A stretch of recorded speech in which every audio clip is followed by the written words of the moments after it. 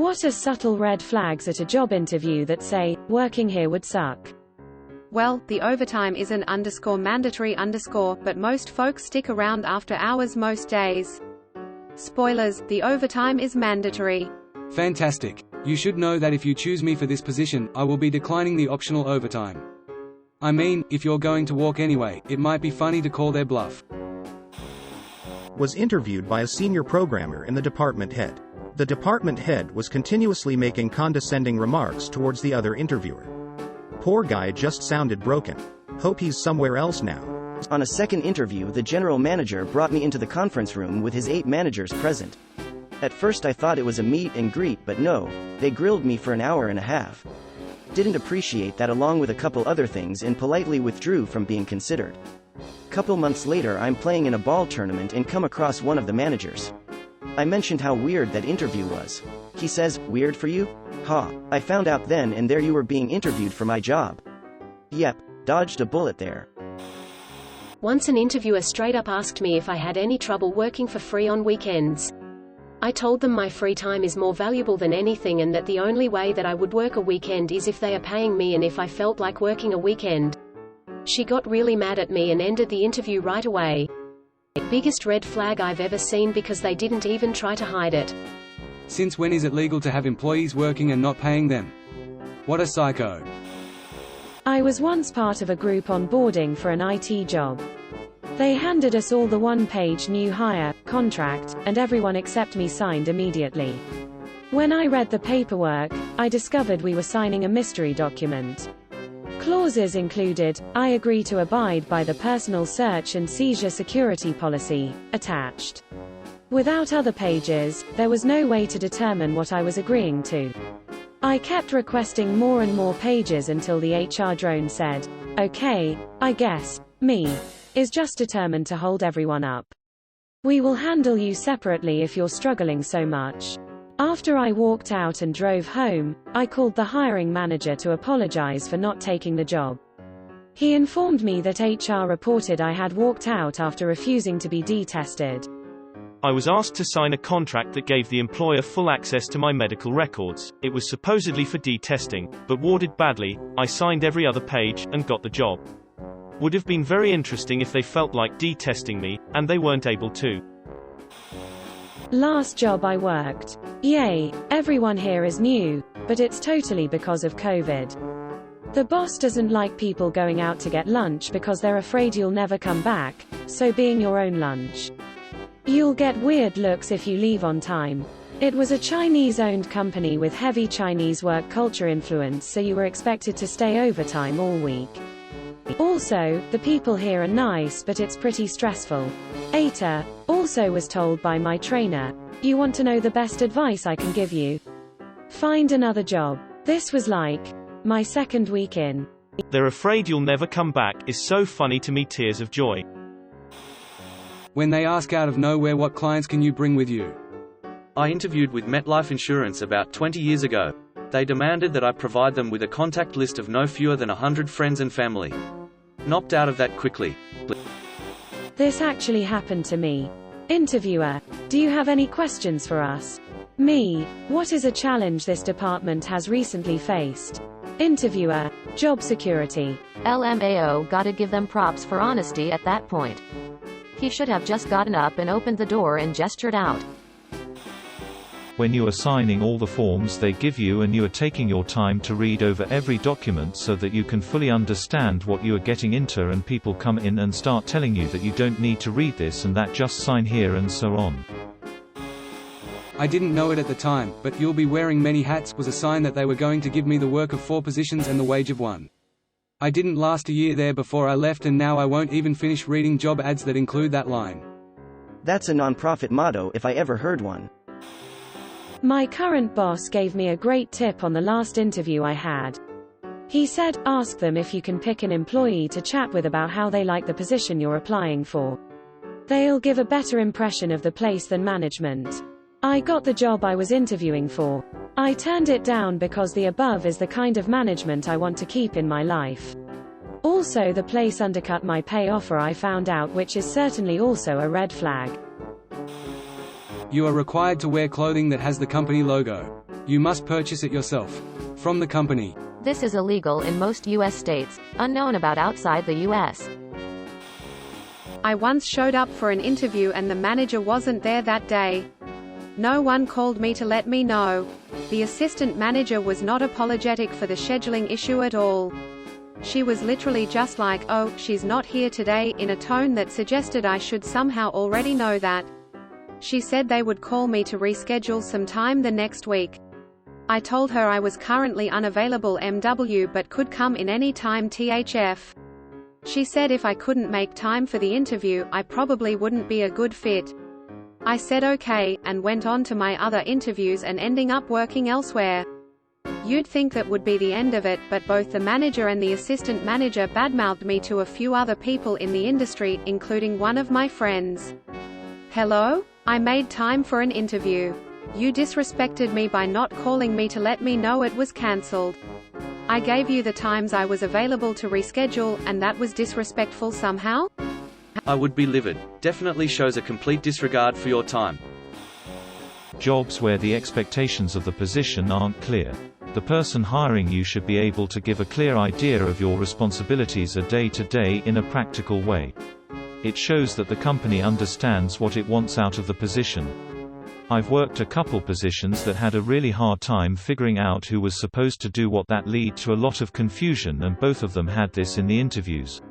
If the company you're working for can't define what success in that position looks like, you won't be able to either. I was interviewed for a job like this. When I walked into the interview, it was made clear that the job was being offered and was mine if I wanted it, on my credentials alone. It was a library supervisor job at a rare items and fine arts library. An hour into the interview, despite asking several times, they couldn't tell me what I would be doing. Slowly, it came out that there were frequent fights in the library I would need to break up, student mental breakdowns I would somehow have to handle as a mental health professional. The kicker was that the library held a lot of fine art, and I would need to stop people from, literally, stealing the Warhols. They wanted a librarian who I guess was somehow Batman. But I got an email that the position was dissolved 6 months later. When you ask, "What do you like about working here?" and the interviewer talks about the location of the job, it's a great place to live, instead of the actual job. I asked this at one of my first interviews right out of school. My interviewer went, "That's a good question," and was ruminating for a good 2 minutes. She went with, "We get pretty good parking spots," and quickly followed with, "And the people are nice." I interviewed for an independent contractor position on a piece rate. It's hard to predict how much you're going to earn on a piece rate, so to attract me the manager showed me some pay stubs from his guys. I noticed that 1. He could easily cherry-pick pay stubs to show his best guys' best weeks. All that tells me is that I'm likely to make less than what he's showing me, at least on average. 2. The pay stubs were obviously designed to be confusing. They were a full page and absolutely covered in data. He wanted me to be impressed by a dollar amount, obviously not accounting for costs which the contractor has to carry or taxes which the contractor has to deduct and pay. But he took them away before anyone could have deciphered what the pay period, piece rate, number of jobs or KMS was. 3. He showed me other people pay stubs. WTF? Another red flag is that they were desperate to hire, because they didn't have enough contractors to deliver the work contracts they'd already sold. I had 2 guys from different offices call me after I'd declined the position who apparently still thought I was considering it. 1. What did the previous employees say when you were considering? 2. If they were that desperate, you could have possibly done some hard negotiation. There were other red flags. They weren't going to fit in a short Reddit comment, but I really wasn't interested. Even the gigantic, gaudy, prominently displayed trophy in the guy's office turned me off. Office fantasy football lol. He said, "We take fantasy football seriously around here," and I said, "I can see that." An independent contractor assumes all kinds of expenses and risks, especially for a job involving equipment and property. I could have lost a lot of money working for them, or compromised my ability to continue working. I did tell them they needed to double the mileage allowance and offer incentives to get started, and asked about regular employment. They offered me a job going around fixing the piece rate guys' mistakes for a salary that would have me well below the poverty line. It was a Mickey Mouse outfit. They're still hiring. We only want the best of the best. Me. How much are you paying? Minimum wage. Salary, competitive $, $, £, €, €. Reality, minimum wage. At my last place of work, the person interviewing me had a printed cartoon on their wall of someone who looked like a bomb had blown up in their face, with the caption, "I spoke with boss name about it. I guess we're still doing it." That wasn't subtle at all, but I ignored it. The boss was an absolute tyrant who wouldn't listen to her staff, consider changing her mind about anything, or let people do the work they were best suited to do.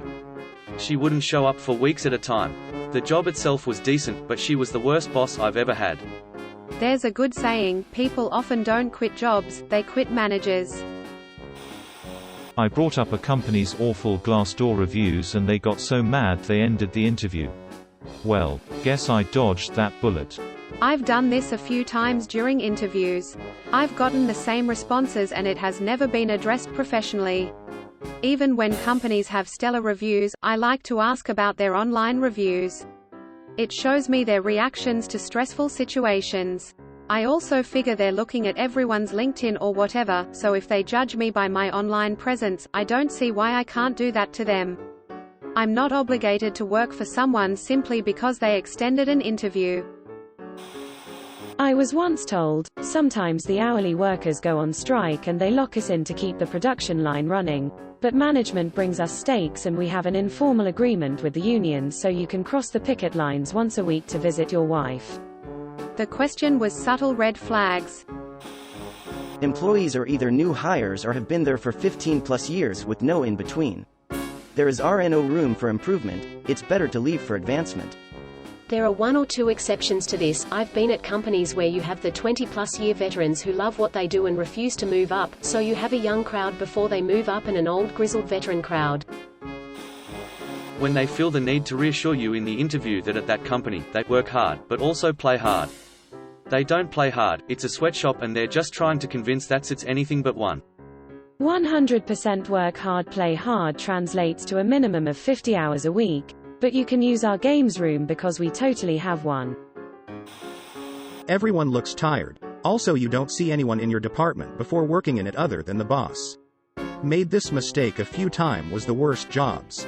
During my last semester in nursing school, I went ahead and started applying for jobs. One was on a neuro floor, adults, at a local hospital. Interestingly enough, my own neurologist worked at that hospital. Anyway, the posting showed day shift 312s, which is what I wanted. I got a call to interview 2 days after applying. When I got on the floor, everyone looked absolutely exhausted. However, the part that bothered me was that no one said hi or smiled when I introduced myself. They just ignored me while I was waiting on the supervisor. I interviewed with her, as well as 3 other nurses on the floor. There was a desperation in their faces, and I think they were hoping this new grad would be grateful for a job.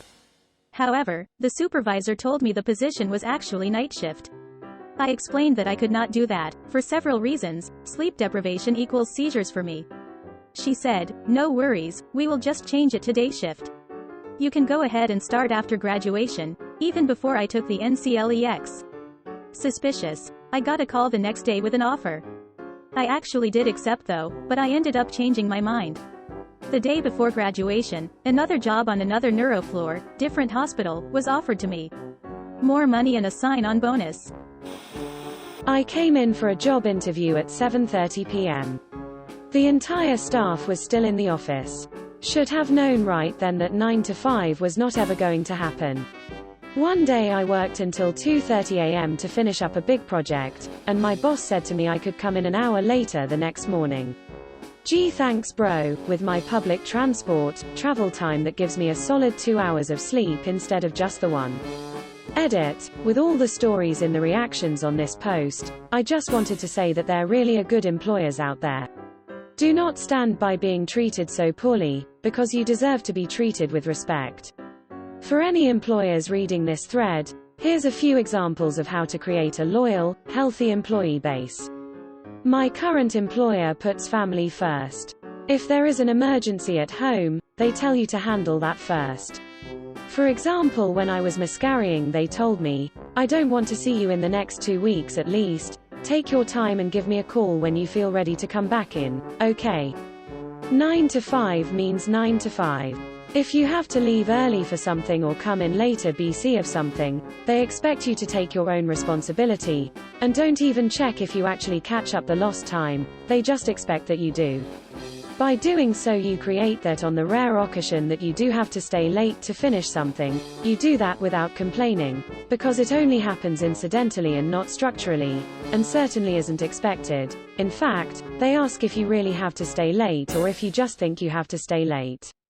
If you both give and take, you're much more likely to give back. They frequently and genuinely ask about your well-being. And then also follow that up. If you tell them your mother is unwell, they ask about her a week later. It's not lost in the abyss that is business. No, you feel seen and heard. You look stressed. Is there anything I can do? Do you want to go over your to-do list together and prioritize what needs done first? Things like this mean the world. One time they walked in and said, "Hey, my afternoon meeting got cancelled. I know you have like 15 files that need checking and I've seen how full your calendar is. Why don't you give me 4 and I'll make sure they get sent out today, to lighten your load a little." They focus on little tokens of appreciation. A chocolate Easter bunny waiting on your desk at Easter. Last year they hid 10 Easter eggs in every room. I found one hidden in the box of my crackers, ha ha ha. They make sure your salary is paid before Christmas even though you normally don't get paid before the 26th. They make sure every secretary gets flowers on Secretary Day. They bought us weird pens, think bright neon color with dangly beads on top, just because they thought it would brighten up our days.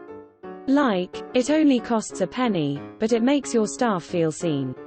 When there's a heat wave, they treat us with popsicles. When it's holiday season, they randomly decide to close the office at noon on December 31st. If we have to earn it in the last couple of hours of this day, we're doing something wrong. So let's shut down for the day. Have a good one, guys.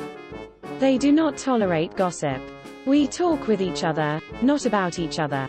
They hire capable staff. People who are not putting in the work, effort do not last.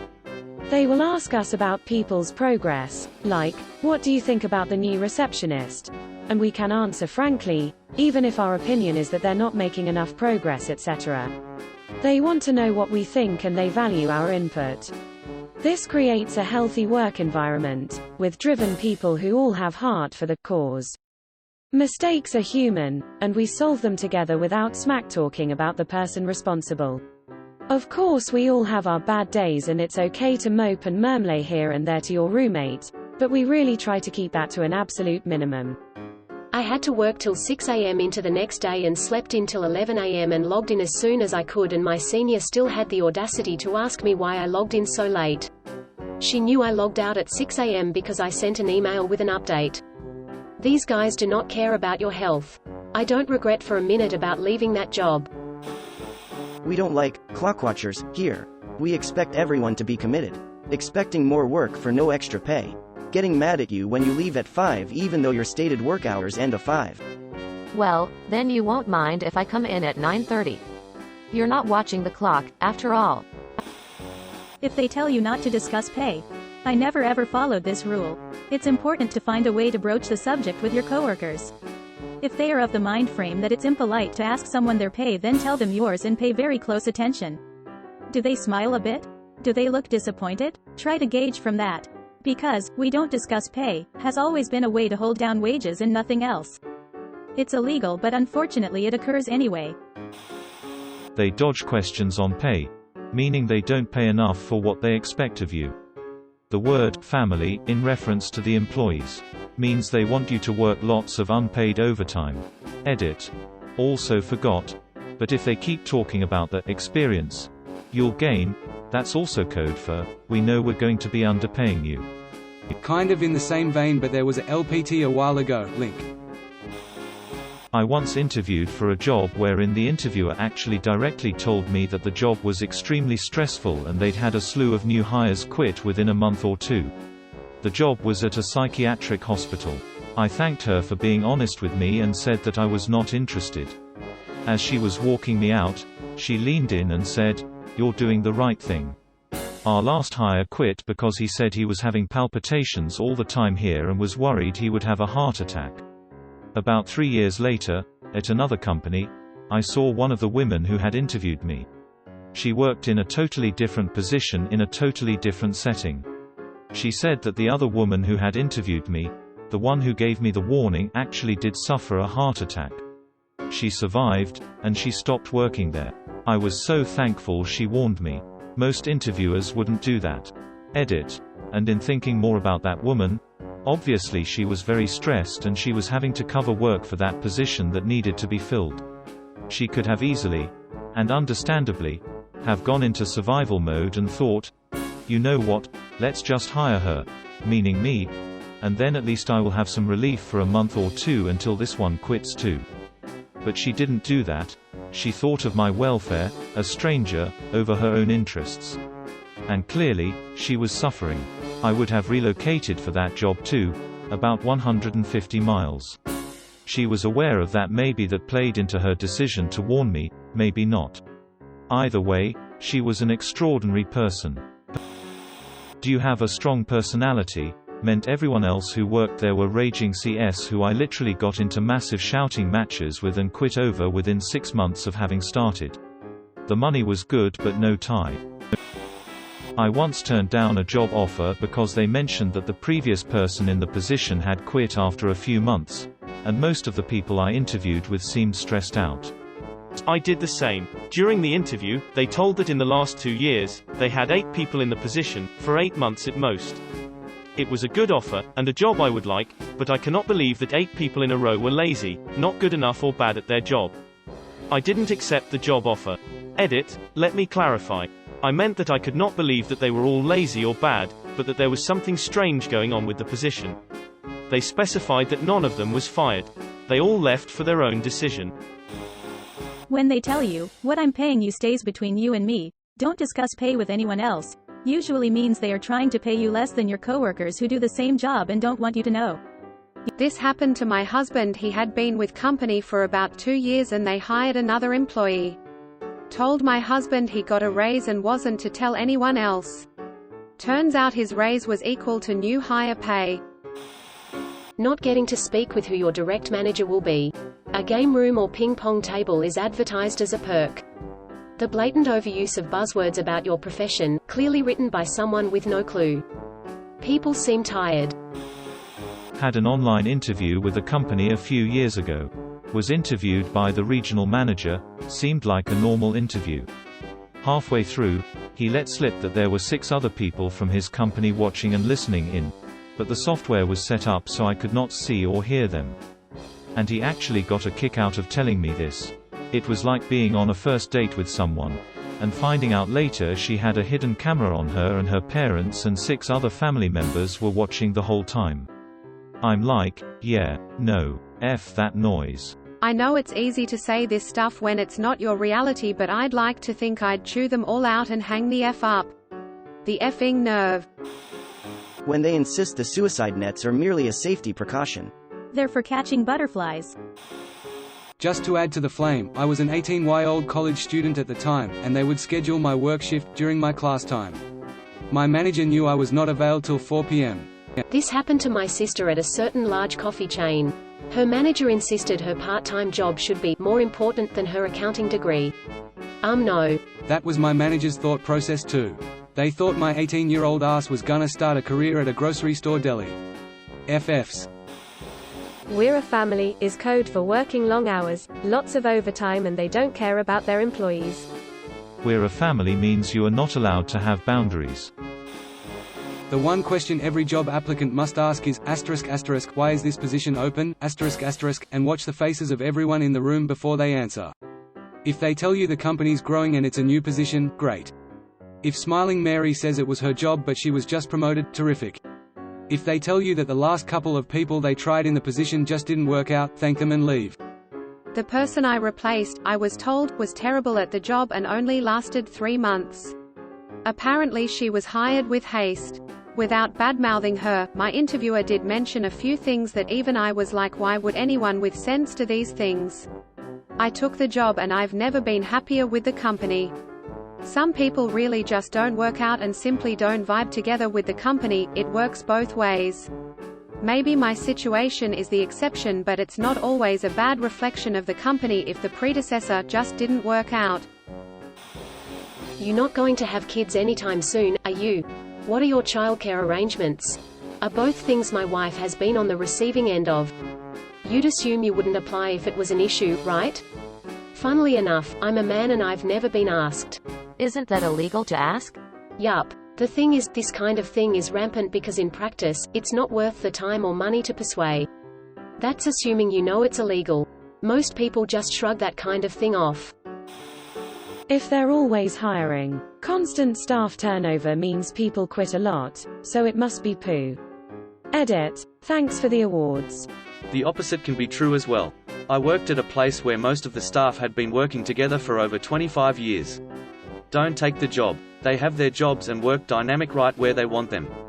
They will be an unbreakable clique and will be impervious to change. The bosses will have zero control of them and you will be on the outs constantly. Been there. It is healthy for a company to have a 5-year turnover on most jobs. Thank you for watching. We upload new videos every day. So be sure to come back for more fun. Please consider liking and subscribing if you enjoyed the video.